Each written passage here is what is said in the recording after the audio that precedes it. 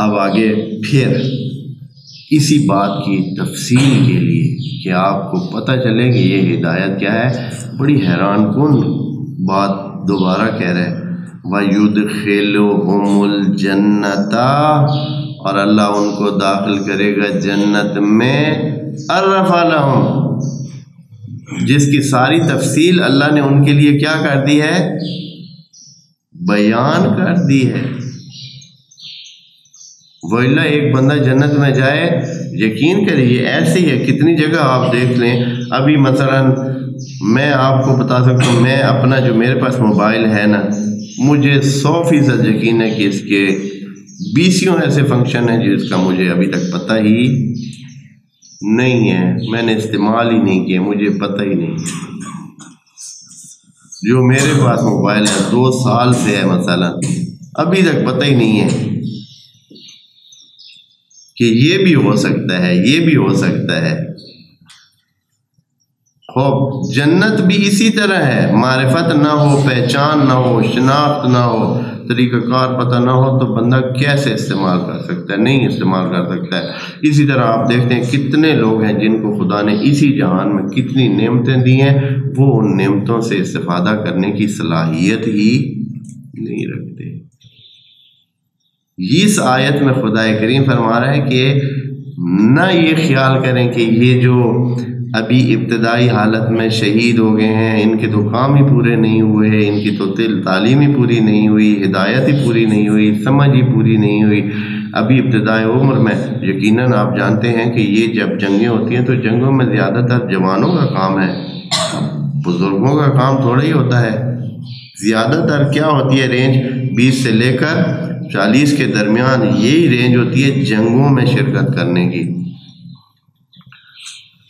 اس range میں انسان کا شعور مکمل نہیں ہوتا ہے، درمیانہ ہوتا ہے۔ اس سے پہلے تو اور بھی حالت کیا ہوتی ہے، کمتر ہوتی ہے۔ جیسے ابھی آپ جانتے ہیں کہ 2 سال پہلے آپ کہیں گے وہ اس وقت یار ہمیں پتہ ہی نہیں تھا، ہم یہ کام اس طرح کرتے تھے، پتہ ہی نہیں تھا کہ کیسے کرنا ہے۔ اب سمجھ آ گئی ہے کہ یہ کام، جیسے جیسے آپ بڑھتے جا رہے ہیں، آپ کی علمی اور شعوری ترقی ہو رہی ہے، تو وہ جو شہید ہو جاتا ہے وہ اس کا جو دورانیہ شعوری ترقی کا ہونا تھا وہ کیا ہو گیا، سارے کا سارا رک گیا، ختم ہو گیا۔ تو یہاں خدا کریم نے آ کر کہا کہ نہیں، آپ بے فکر ہو جائیں،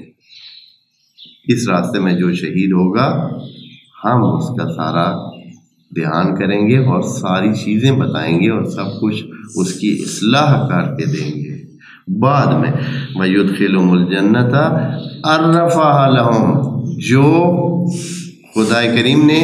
شاید اس کے تاکہ ان لوگوں کو پتہ کہ ہدایت صرف یہ نہیں ہوتی ہے کہ لوگوں کو دین کی طرف دنیا میں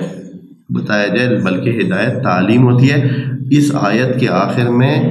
یہ کہا کہ داخل کرے گا جنت میں ان کو، کون سی جنت،